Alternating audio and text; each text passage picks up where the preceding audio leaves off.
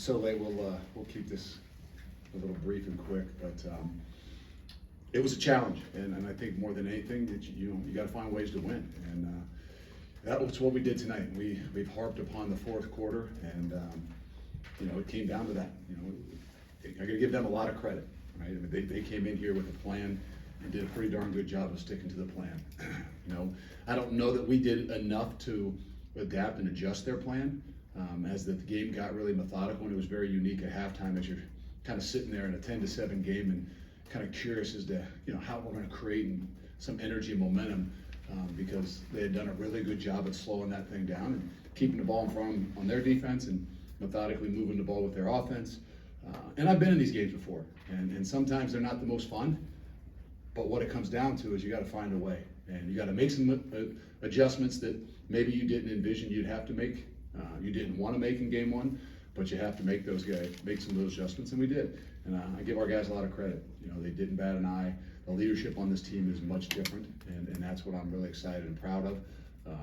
But it was a test. It was definitely a test, and that ball game came down to the fourth quarter, and you got to find a way to create some energy and momentum. And it's not because the ball hit off their leg, but that's one thing that does happen in the ball game, and that was the way that we created that energy and momentum, and you kind of felt it really shift and roll from there. Questions? Very cool. Luke, obviously, you talked a lot about in this offseason the depth of the defensive line. How did you feel like they handled what Western Michigan was doing with their run game the first good year? Well, it's really hard, right? They're not going to give you any opportunities to make some tackles for loss and plays like that. And they're not going to give you a whole lot of opportunities to rush the passer. And that's the thing that can get frustrating for those guys. I'm not going to say they did a great job. I'm not going to say they didn't do their job. But when the game gets methodical like that, it takes a lot of discipline. And that's where we played a lot of guys. We rolled some guys through there. Maybe we didn't play as many or the numbers at which we needed to. I'll be curious to try to look at that. But I think all in all, those guys continue to hold up. They continue to do what we asked them to do. And we know this. We got to find some ways to create some negative yardage plays so that the game doesn't become as methodical as it is. Jim. Luke Berry had this theory that great teams have 5 great players and no glaring weaknesses. I don't know if you shared that with you at any point. Do you still think you're trying to get to that point where there's 5 great ones on this roster? Is the lack of playmakers an issue?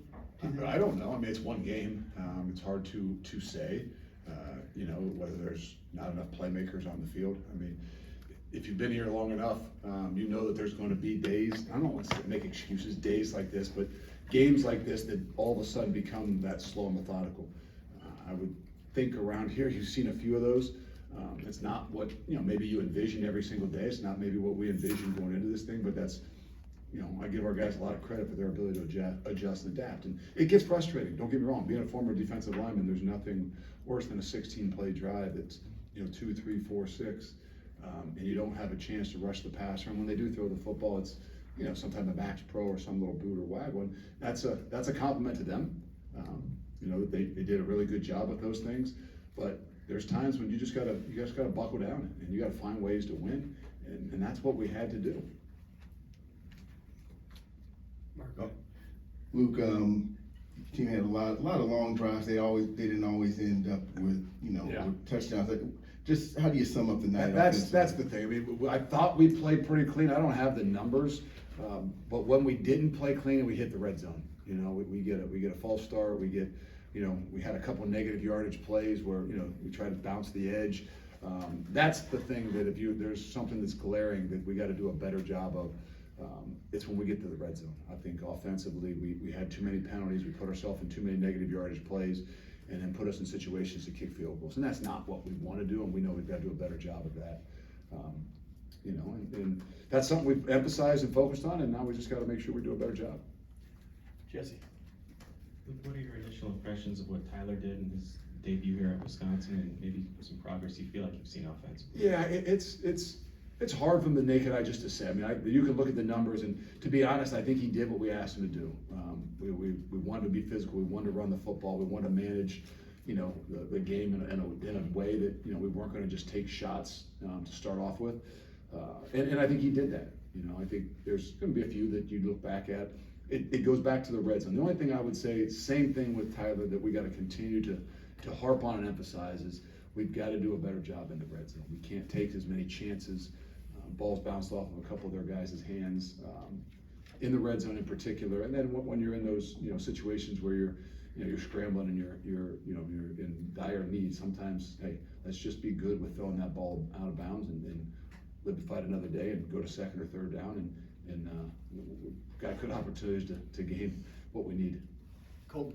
Looking at that stuff, I mean, we'll watch the film over, but in terms of pass protection, how do you think the line kind of handled it? They had that little stretch and then where the Yeah, I turnover think we gave happened, up but- one sack. I think that, again, I don't know that they had any penalties. I think that that's one of those things that, it's got to be a strength of ours.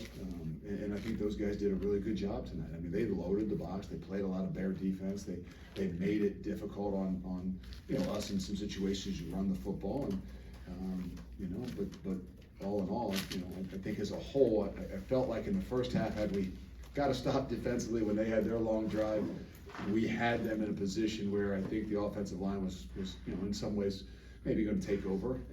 But that's credit to them that they got the big drive and let their defense get that energy and momentum back. And then obviously the fake field goal was a really big play that created some momentum their way and made us have to handle a lot of adversity. Let's go Steve and then Zach. Just the first game with the communication helmet, how'd that end up? I couldn't tell you. I don't use it a whole lot. I know the iPad stuff was something we had experimented with and used in the bowl game. So I'll be curious to get the feedback, not just from the coaches but the players that had them in their helmet, because it is a bit of a trial and error. I'm not saying that this is things going away, but I mean we've got to figure out what the right part in that is. Is there too much? Is there not enough? How do we use it? And that's what things we got to get better at. And I'm not saying we didn't do a good job.